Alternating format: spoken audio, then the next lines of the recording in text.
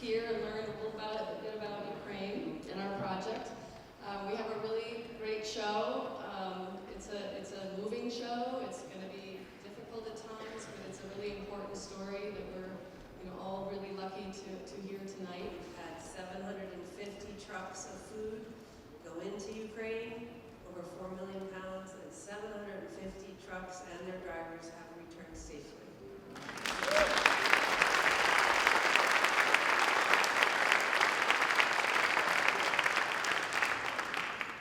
Trish will tell you more. This production is based on letters that children ages 8 to 12, whose fathers have been killed in the war, wrote these letters to the world and to President Zelensky, and she compiled them into this amazing work. 1,300 children have been through our trauma counseling retreat.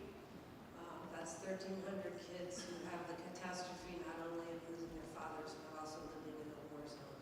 So we're proud of that work. We can tell you more about what we do and how we do it and what the future holds for Common Man for Ukraine in the question and answer period. And tonight we have the distinct honor of having Senator Maggie Hassan here tonight. She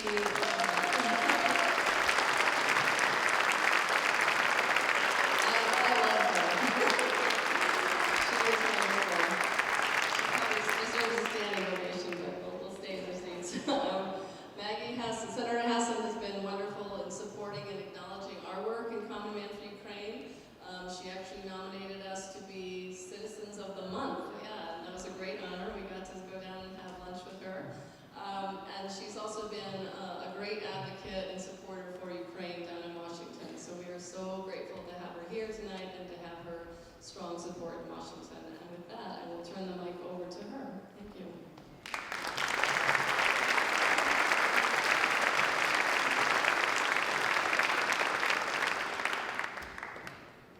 Good evening, everybody. How great it is to be in this space with all of you and to see it packed so full in support of the people of Ukraine.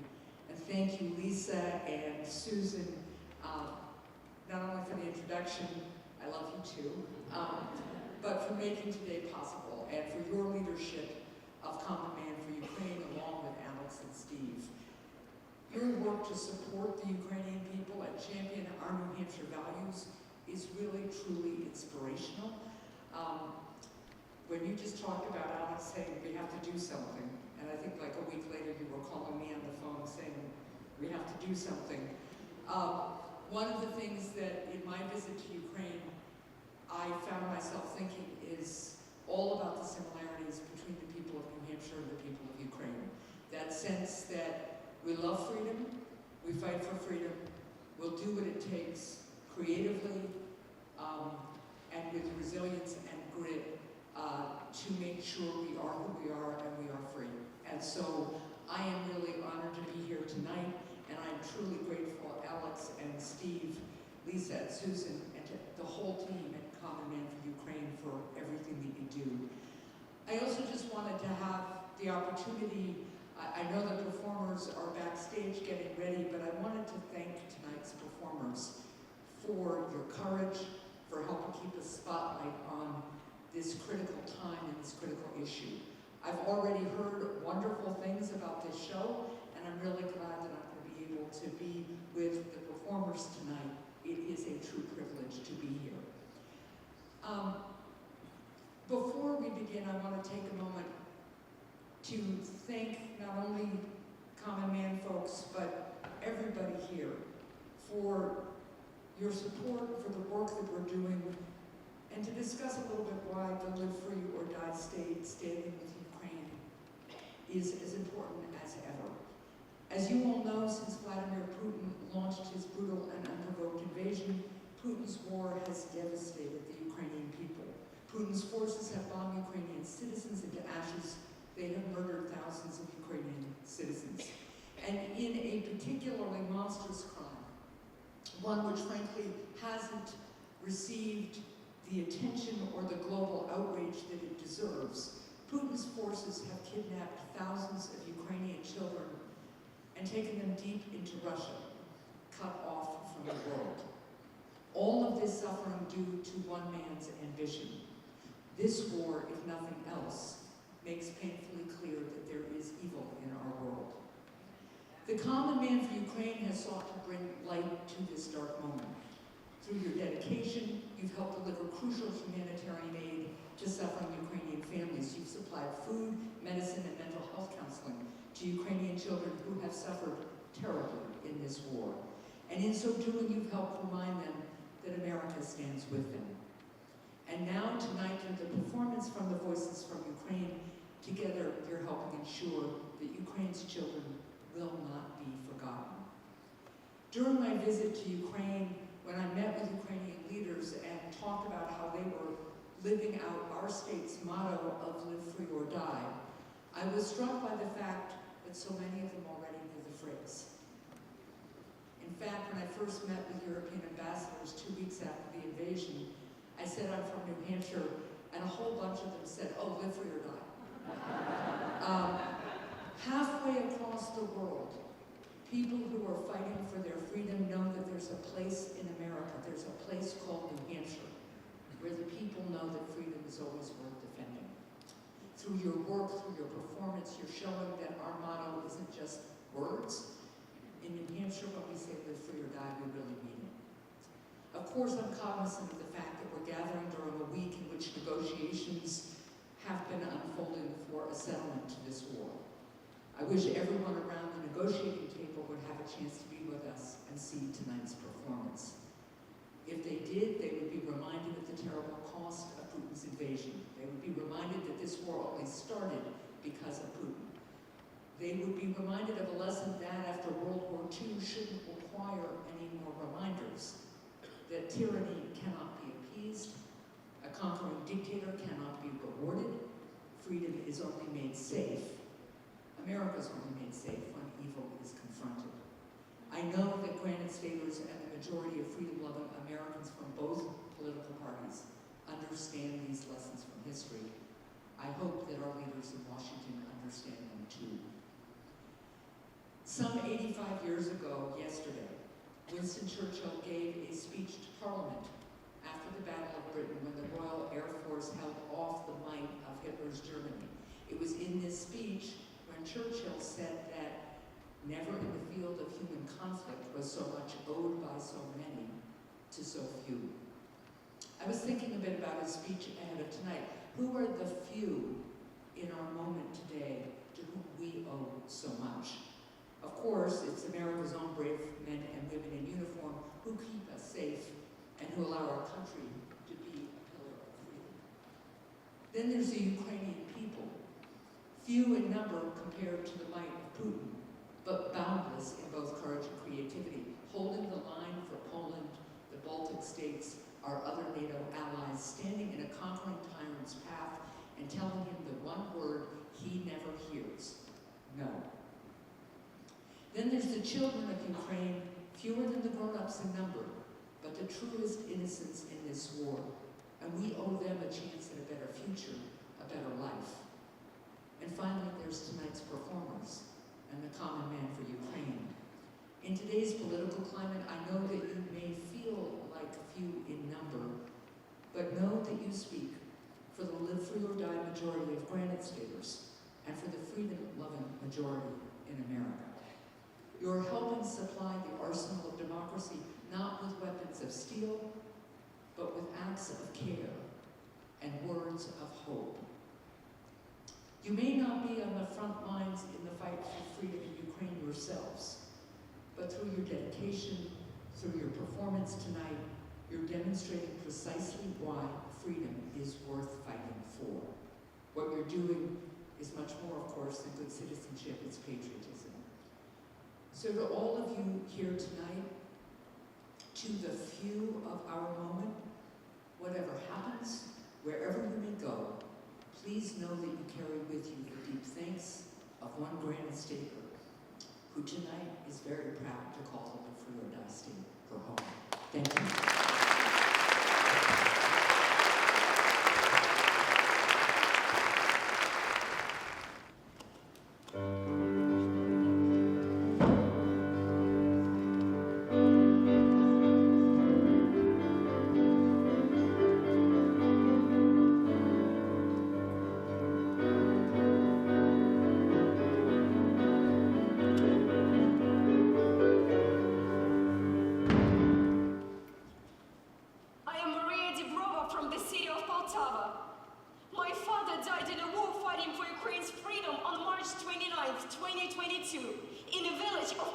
America. Glory, Ukraine is in our hearts. Glory, Ukraine is in our hearts. My father died in a war fighting for Ukraine's freedom. His first name is Yevgeny, and his last name is Romanenko. My dad is a hero, and I love him very much. Glory to Ukraine! Glory to heroes, Ukraine is in our hearts. Glory to heroes, Ukraine is in our hearts. I am the daughter of a hero of Ukraine who died fighting for my freedom. When will the war stop? Glory to Ukraine! Glory, Ukraine is in our hearts. Glory, Ukraine is in our hearts. Our heroes go before us to keep us safe and free. Our stories weave together, helping all of us to see. Glory, Ukraine is in our hearts. Glory, Ukraine is in our hearts.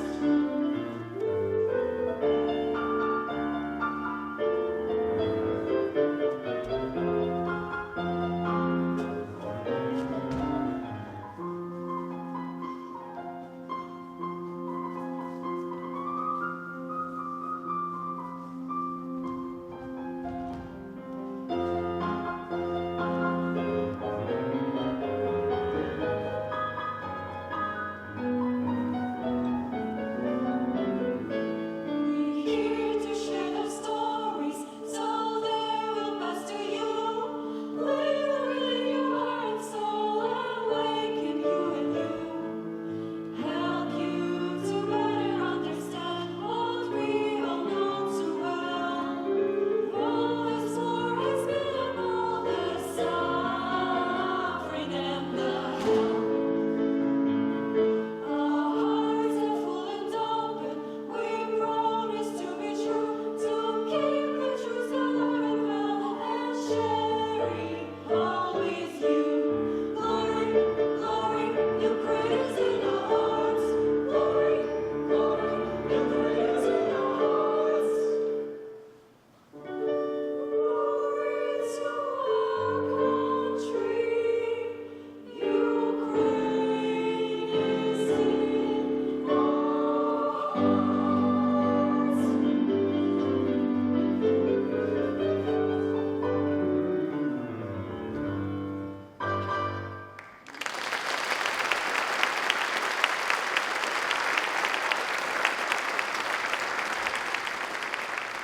I woke up on February 24th at 5 a.m.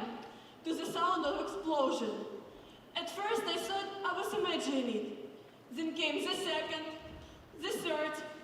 I told my mom something is exploding outside. She smiled. Probably just kids playing with firecrackers, but I already knew these were not firecrackers. It was a warm day. Unusually warm. I was looking at a beautiful sunset. One thing about me is that I'm really in love with sunsets. Colors, shadows, clouds. They are never the same. New day, new sunset. I have always loved sunsets, but this day, something was different. I heard familiar footsteps behind me. Mom. She wrapped her arms around me from behind. So familiar, but different too. I couldn't see her face, but I knew that she was crying, just like I knew that the sunset was different. She died tired. That's all she said. And then I knew what was different. She was saving lives, fighting for our freedom, and she gave her life for ours. I was right. The sunset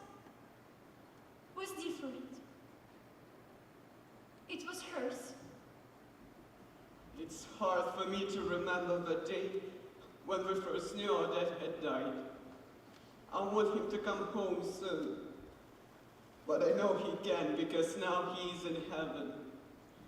I saw my parents trying to hide their fear. My mom told me to pack my things, but she didn't even know what to pack herself. My father hugged me and told me everything would be okay. But I could see the worry in his eyes. I wish I could see my dad again and hear his voice. I had a dream. My friend came back to life.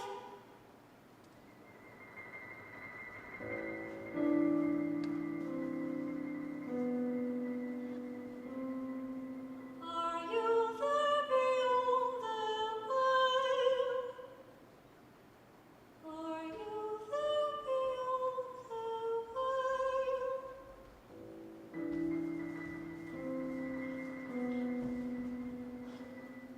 Do you see me? Hear me well? If I listen close and pray, will you promise please to stay? Don't go away.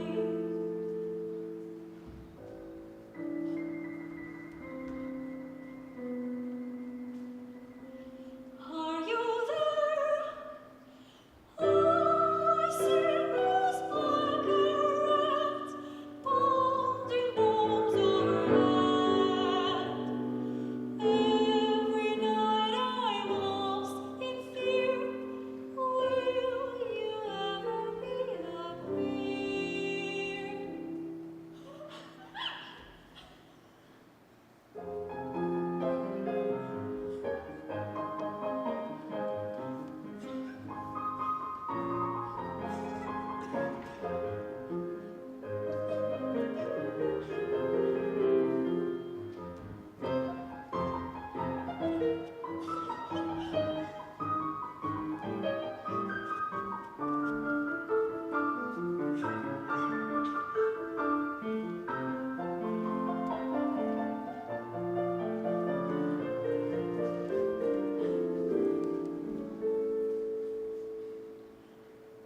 When you left and I cried, so afraid that you would die.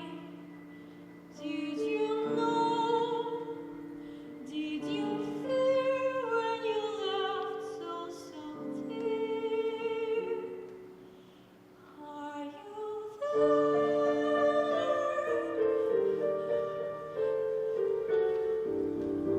So many fears, so many tears, so many lost at such a cost. What's to keep all this pain? It's all around us. Endless rain beyond the veil.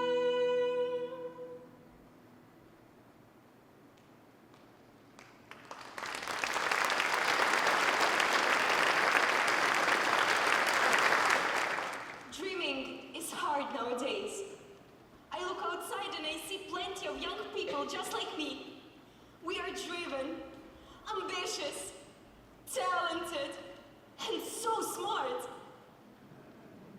But we lack the childlike glimmer to our lives. It feels as though the world had burdened us with too much reality. Too soon. We carry dreams, but they become calculated, measured, tied to survival. Our goals are shaped by the uncertainty of the future, by the looming shadows of the world crumbling around us. It's no longer just about imagining of what could be, but about navigating the pressure of what already is. I wonder sometimes, when did we stop dreaming? When did we become so cautious? Maybe it was when we learned that passion alone isn't enough to change the course of history and stop the war. And so Many of us have begun to dream within the boundaries of what seems possible, not what we truly desire. But is it really how it has to be? I want to believe there is still room for wild dreams that defy the limitations imposed upon us. I want to believe that we can reclaim this spark, this childlike glimmer, and dare to dream. Not because the world allows it, but because we choose to. Perhaps the glimmer isn't gone. It's just hidden beneath the layers of fear, responsibility, and expectation. Maybe it's still there, waiting for us to uncover it again, to nurture it back to life.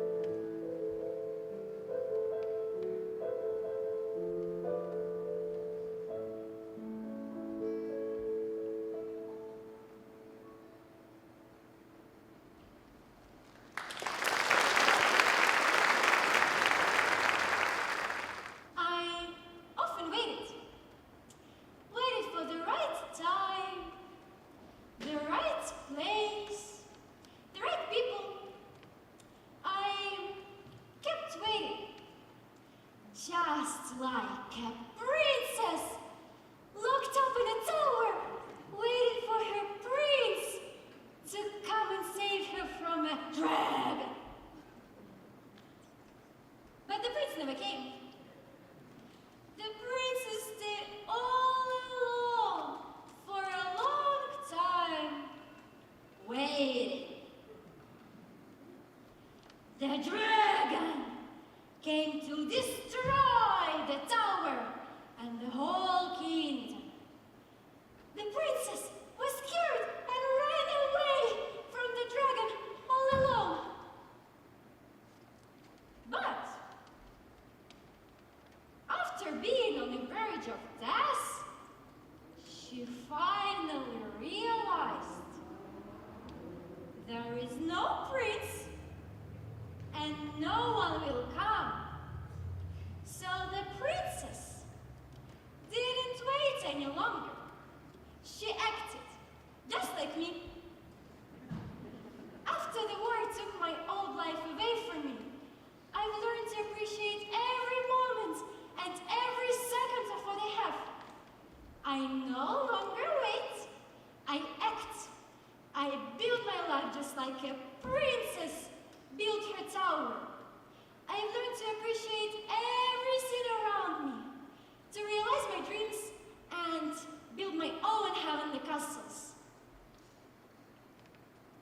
And I don't wait any longer, because I really don't know if the evil dragon will come again.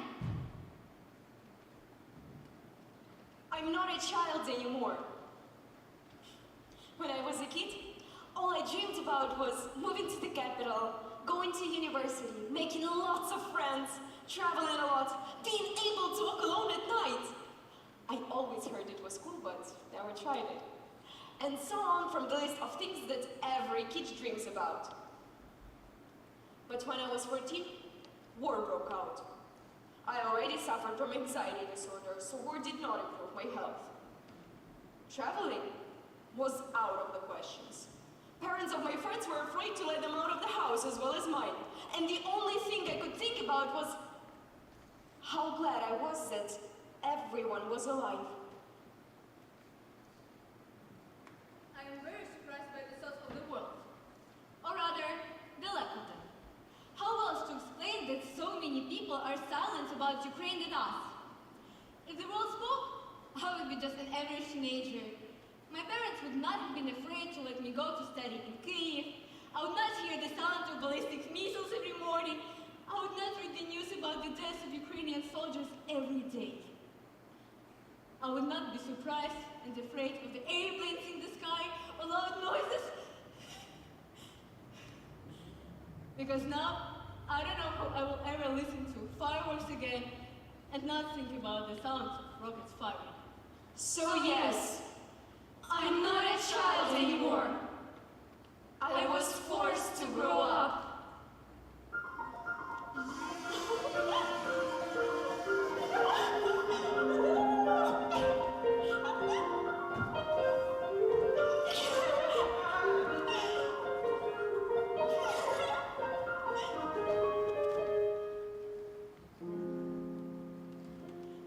The war took away my childhood, they say. What do I miss the most?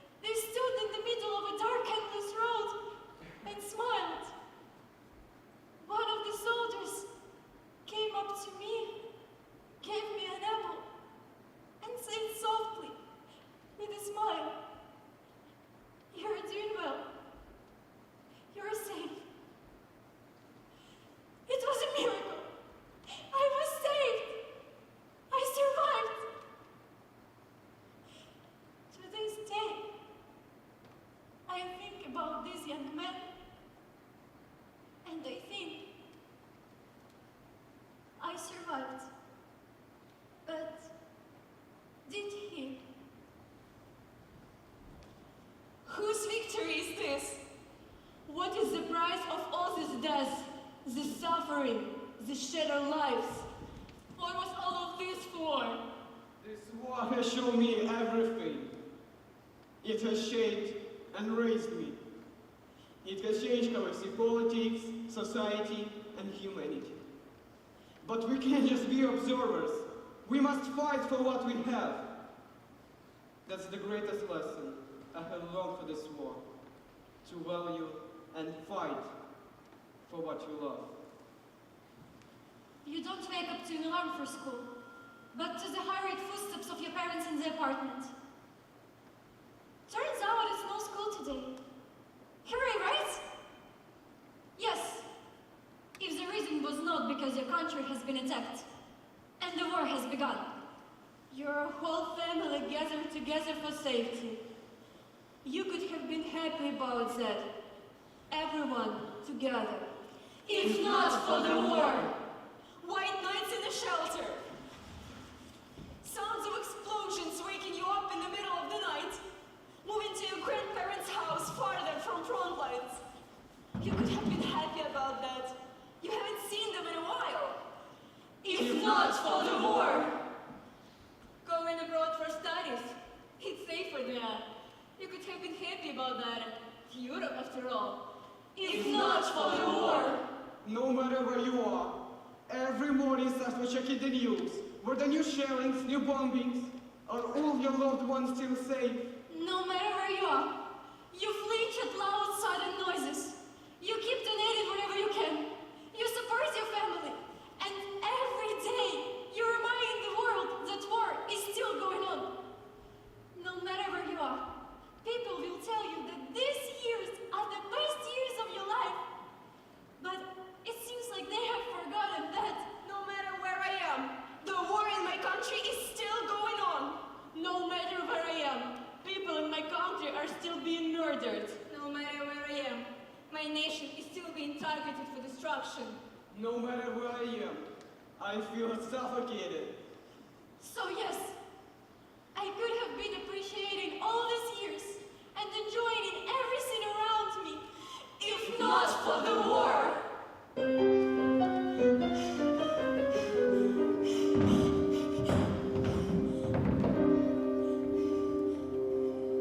My mother came in and shook me away. No school today. Everyone gathered at our house trying to greet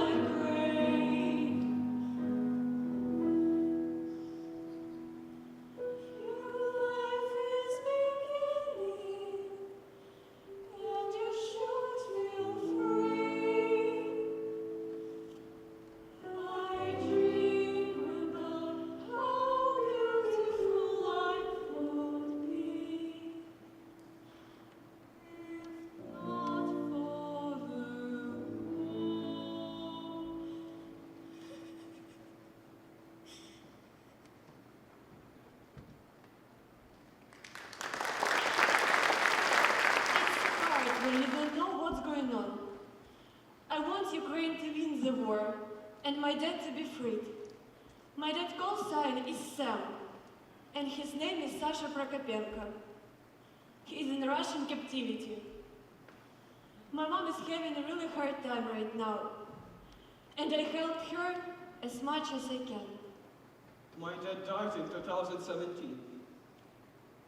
In the same year my sister was born. I dream about my mother coming home, because she is a soldier on the front lines too. Every birthday, my mom makes me a cake. She proudly brings it out to the hall to the guests and lights the candles. The cake may be different from the past. The people at the table change from year to year. The place where we celebrate is always new. But some things remain the same. I always make the same wish. I want us all to be happy. That's my greatest hope. Just to be happy. It was February 20, 2022, when I came to Kyiv for a drama championship with my good friend Irina. We have known each other for a really long time. That evening we laughed a lot and talked about everything. It was my first time in Kyiv with Irina. And the last one. 4 days later, the full-scale invasion began. I still remember that morning. I woke up and I saw a message in a group chat with my friends that Irina and her family were leaving Kyiv to save their lives. But they didn't make it. Her family's cars were shot at by Russian military. Her parents died on the spot and only 2 sisters survived. Later we learned that 9-year-old Valeria was walking around the neighborhood for several hours looking for help, but no one answered their door. When she approached her father's car, he was already dead. And Irina, who had been wounded in the fight, was sitting next to him. Later, when occupiers' tanks arrived, girls were put into different cars. It was the last time they ever saw one another. Younger one was taken to the nearest village and given to the people there, while Irina was taken to Belarus for treatment. It was the last time she was ever seen alive. After that, she disappeared. For 2 long years, the whole of Ukraine was searching for her. The service for the search of missing children was sending requests to Belarus, but the answer was always the same. She's not on the territory of Belarus, neither among the living, nor among the dead. On December 6th, news finally broke that Irina had been found. All this time, she was in the morgue in Belarus. Her body was transferred during the exchange. She was only 15 years old. Such young and pure soul who must have went through hell before she died. She was buried next to her parents in Uman. I still think about Irina. I still grieve, and I still hurt for her family and friends. Nobody knows what she went through in the last hours or days of her life. No one knows. And no one ever will. I realize how important it is to tell your loved ones that you love them more often than you used to. Because you'll never know what will happen tomorrow.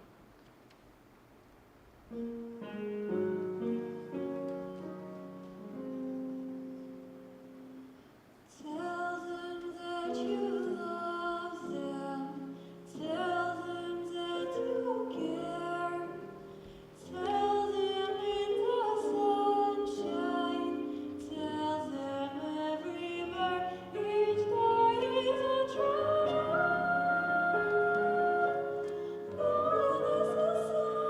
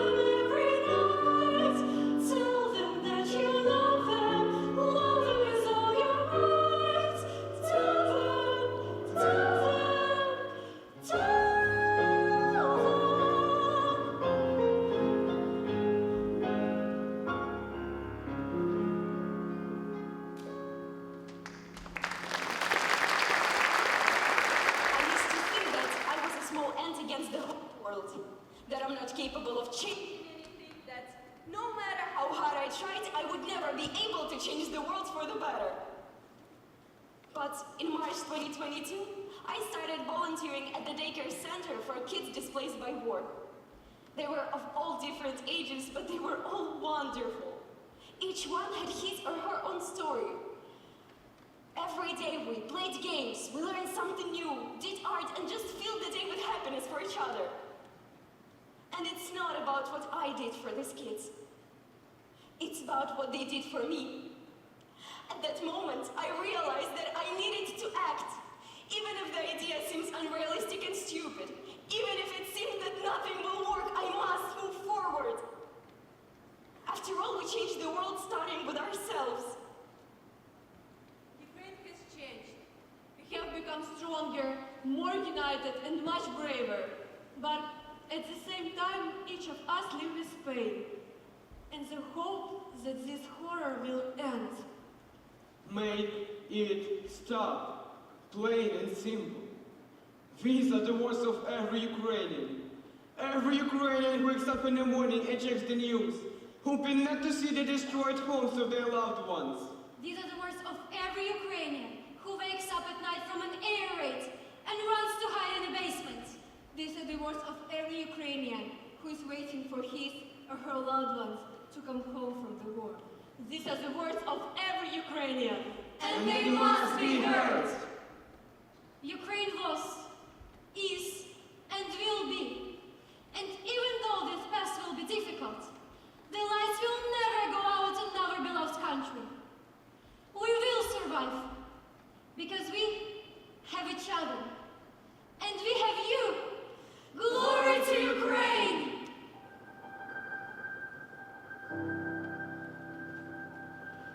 There is light, if we're brave enough to see it, if we're strong enough to be it. There is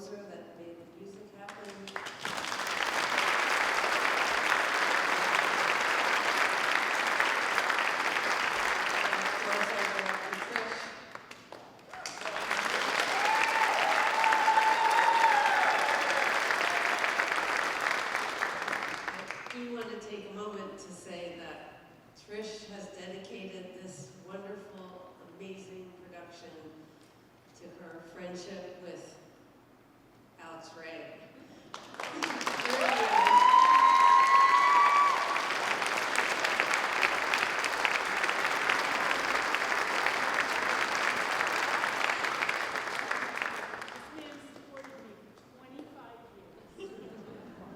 And always will. Trish has retired from Plymouth State University, but don't worry, she's still very present in her new nonprofit, Arts and Big Hearts. So check out the website and learn more about her next project. And of course, Common Man for Ukraine, we're here and happy to answer any questions. So is there any questions from the audience or the cast or creatives or Common Man?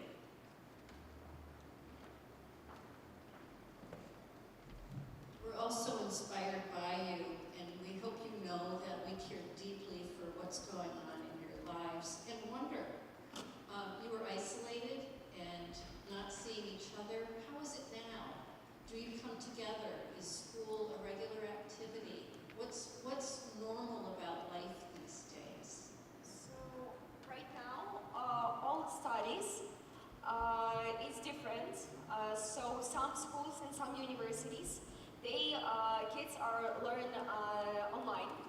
So especially in some dangerous cities, for example, like Kharkiv, Taya can tell more about her experience of her younger brother.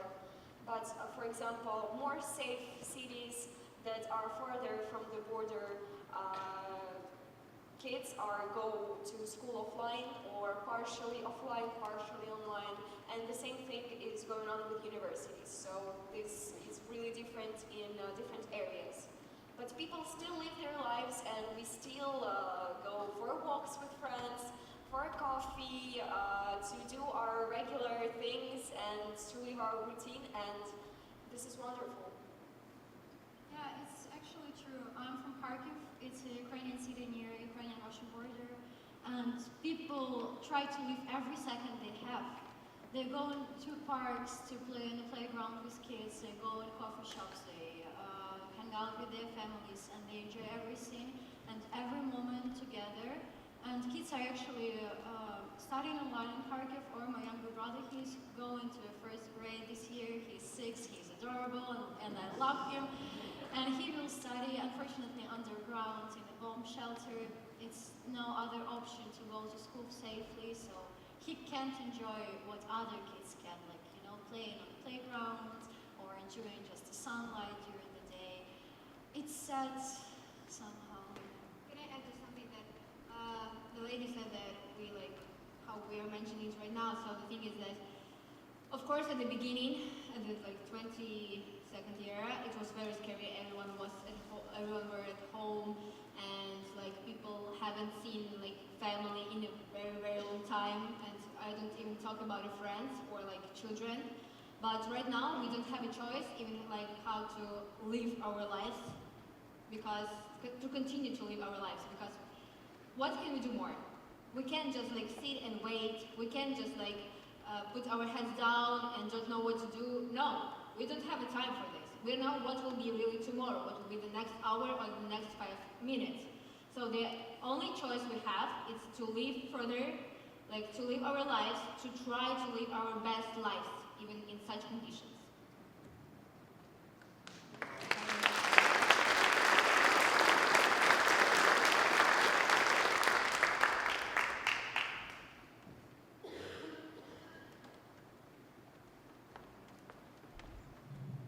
Thank you all for bringing such wonderful spirit and hope to all of us. I wonder, behind the scenes, how did you all come together? How did you rehearse? How did you get on a plane to come here to bring us this wonderful evening? Oh, we love this story. Yeah, it's We really, really do. it's really long This story. is a doozy. It's a story in 2 years, 2 years ago, we went into retreat camp, which is organized by incredible Common Man for Ukraine, for Ukrainian kids.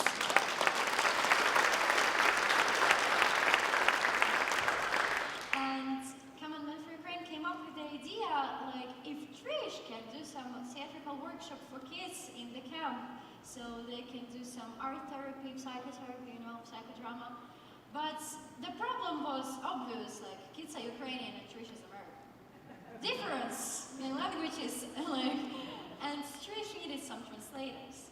And here it comes, a long chain of connections, because Trish, she has a friend who is from Ukraine, and her friend knows our Sophia director from Ukraine. And our director, one day, comes to us in the theater and asks us, girls, do you know English? Yes. Do you love theater? Obviously. Do you want to go in Zakopane to work with kids on a play? Yes! Of course! So we did, and after we staged this beautiful play with these wonderful children who I really love, we were celebrating, and me and Sophia, we were sitting in a room and we wanted some midnight snack, you know? We love this stuff. And we went downstairs, and surprisingly, Trish still was up, and she called us and asked, girls, do you think like we can make it into United States? And the answer was, yes! And after that, it took us 2 years to translate letters from kids from the retreat camp, because they were writing some letters to the president are just about their dreams, hopes, experience in a wartime. We translated them and brought them into a script. We also needed to write our prompts. Trish gave us some writing prompts, and we sent it all over our universities for our friends so they can share their experience. Then Trish wrote incredible songs and just so touching scripts. We took our auditions, right? Yes, oh my God. We asked our friends from universities who are Ukrainian, and we asked them, guys, do you want to try out for this wonderful project? Obviously. No, obviously. They were okay, yes, and She's not here. who is this girl? They had to prepare a song, a dance, and a monologue. Also, we talked with people, just asked some questions just to get to know each other better, because some of them I knew, some of them Taya knew, and Trish knew nobody except of us. So we had just to trusted us. Yeah, so we had just found to everything. understand who are these people, to feel them, because we live together right now, and we went through all this long process of getting visas, because it took us like 3 times. And it's crazy. we got on the plane, and we flew together, and we lived together, and every day we together, we learn, we rehearse, and etc., etc., etc. So we had to get along really well. And this is how we chose these 3 wonderful young people who we love really much. We are our family. We support each other, and we really love each other. Yes, and this is how we got here. So gathered all the documents, got our visas, got the plane, arrived to Boston, then to Newbury, started rehearsing, and here we are. Hello. Hi. Two quick little additions to that story. Trish didn't travel alone to Zakopane on that first trip. Harmony Markey was your right-hand person and musical director, not only of that project, but this project as well. I don't know if she's here today. Oh, she is! All right, all right!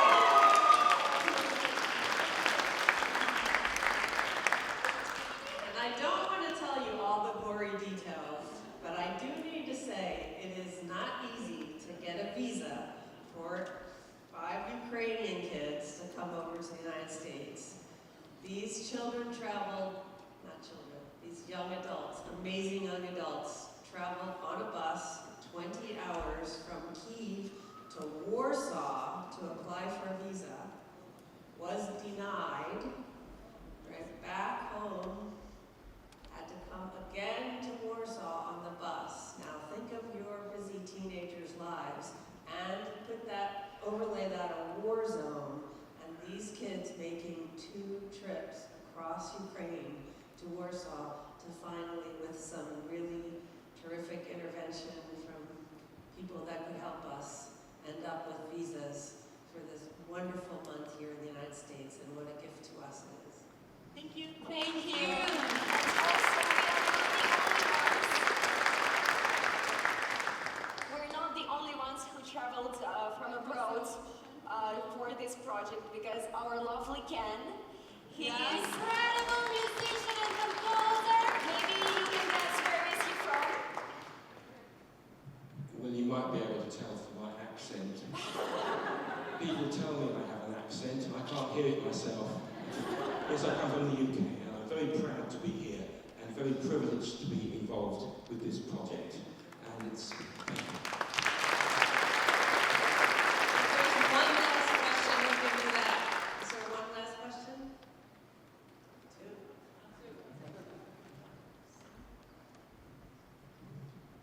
You mentioned dreams several times in your performance, and I was wondering what role dreams play in your life right now with all that's going on, especially during the war.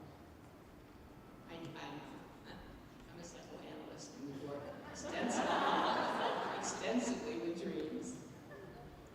Well, dreaming is really important for everybody. Donna, maybe you want to answer this question first?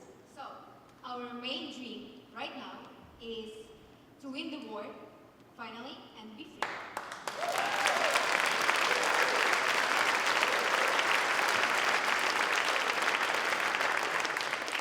And I want for us all to be happy. That's it. Tanya? You are so quiet. I don't know. It's a hard question for me. I want my mom and dad and my brothers to be happy. That's all. To be together, because right now a lot of families, they can't be together because parents or mother or father are on the front lines, and the thing is not that they can be together like physically, the thing is that they can't even like phone to each other, because of course you don't have time there, or you don't have connections, and it's very, very difficult, and we just want to be together mentally, physically, and just to be like calm, not to be worried every night. Like me and Taya, we are separated with our families with a long distance because we are studying in Warsaw, and of course, if not the war, we will study in Ukraine. But all people like say me that, oh, it's so good. Like I said in our performance that it's so good that you are studying in Warsaw in Poland. It's safer. It's like better for you. No, absolutely no. I worry much more than when I in Ukraine with my parents. I don't care if it's a bombs, if it's a rockets or drones. I don't care if I am near them. I know that we are safe and we are safe together. I know where they are. But when I'm in Warsaw, I can't sleep. I know all the air alerts. I still have this app on my phone because I need to look what's going on in Ukraine, what's going on in Kyiv, checking all the alarms, and just all worried all the times. And my parents, they're like, oh, you don't need to be worried. We're safe. We are okay. And then I hear the bombs near them. How can it be okay in such ways? But So it's difficult. yes, Really it is. I have also, of course, us all to be happy and live in peace. But I also want our kids to grow up with a peaceful sky, to just enjoy it. And like, you know, as I mentioned before, I have a younger brother and he's adorable, he is 6. And I always cry when I come home to Kharkiv to visit them. And he tells me, Taya, rocket is flagged, we need to hide. Why kids have to say these awful words? Why our kids is supposed to know what is a rocket and what is bombing and why they need to hide and how to hide and when to hide? It's just awful. I really want our kids to just live their life, enjoy it, play with other kids, go to school, play football on the ground, like on the grass, not in the shelter. Yes, my little brother never see firecrackers, and I'm, what? You never see firecrackers? Yes, we Yeah. So It's awful. my cousin is also 6 years, and I realized that he don't know what is life without a war. Yeah. When he was born, it was already not a full-scale invasion, but it already the war was in our country. And the time when I'm realizing where he was in kindergarten or then in school in the first grade, he always been in a war. He always heard from the TV, from radio, from parents about a war, and war. And when I think how traumatized these children are, my heart is just it breaks. Just imagine that a lot of kids in Ukraine, they have never even seen a regular plane in the sky. Yes. We all remember, I think that everybody, when they were kids, they had an experience looking at the sky and seeing a plane and just yelling, "Oh my God, look, it's a plane!" Unfortunately, some of our kids can't do this, and they don't even know how it is, how it feels. And when they see the plane, it's not the It's a bad plane, news. it's Yeah. the fighter jet. So It's a the plane only for them, ones. it's not a wow plane. It's oh my oh God, my it's God, a plane! Yes, and it's really scary to imagine this because these are the kids. We have to be happy. We have to live a peaceful life. They have to think about the rainbows and sunshines, about the Flying clouds, kites. not about the drones, not about some other tanks or they even my brother. I was so shocked. His play, all his toys, it's some tanks, some army planes, something which connected to war, right? And I'm and he's just a kid, but he's already a soldier. We have one last question. You come to us in a house of prayer, and you talk about your dreams. Can you tell us something about the faith life, the prayer life of the individuals and the families and the nation during this time of terrible hardship? Yeah,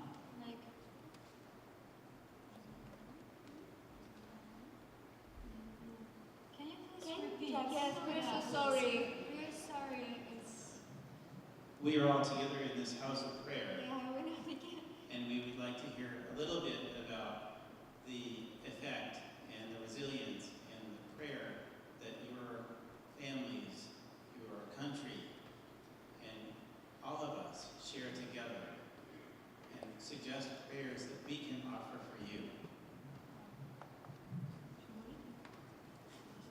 Well, in our country, we have a lot of different nationalities. So we have a lot of people with different faith, and this is pretty incredible because all these people live together in one country and they share their experience and they share the love for each other. So I think that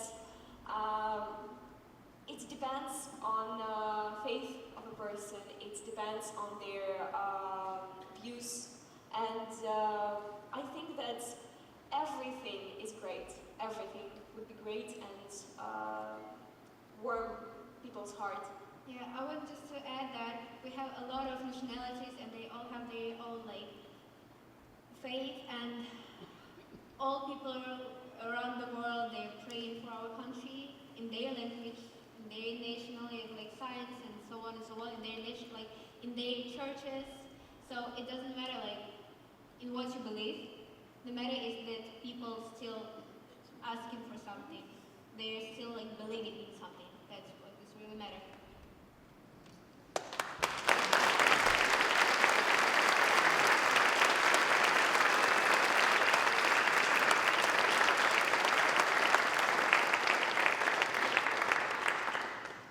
Can't thank you enough. Oh, one more, real quick. Go ahead. I just want to say for some families in your friend, as well as Steve. Bonsoir. I would like to say thank you very much because it's an interesting point of view that you brought us. You say we live every second like it could be the last, but we also have the heart to carry our passion for 3 years, for twice going to Poland, and I think that's a very interesting lesson for us to be reminded to live life the fullest as well as carry the passion that you have. So, bravo, merci, I really appreciate it.